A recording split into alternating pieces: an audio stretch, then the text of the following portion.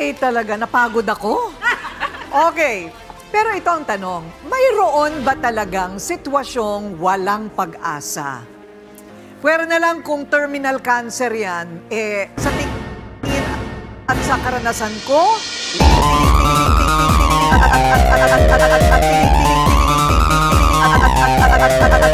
sa tingin at sa karanasan ko, sa tingin at sa karanasan ko, sa tingin at sa karanasan ko, sa tingin at sa karanasan ko, sa tingin at sa karanasan ko,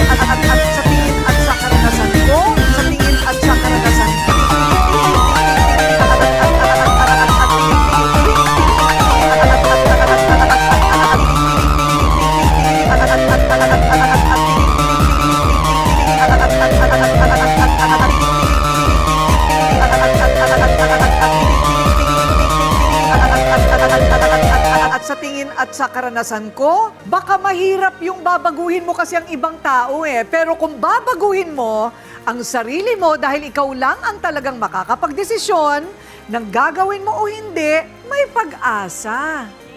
Kung magdidesisyon ka na may pag-asa ka pa, may pag-asa ka pa. At kung aaksyonan mo ang pag-asa na yon, kusang magbubukas sa mga pintuan ng karangyaan at blessings para sa'yo. Okay, magkikita tayo ulit, ha? Okay, ako po ang inyong Ate Coring nagsasabing na ikay kang harapin ang mga isyu dahil walang hindi nadadaan sa pag-uusap. Basta dapat may mukha kang iharap dito sa Face to Face Harap!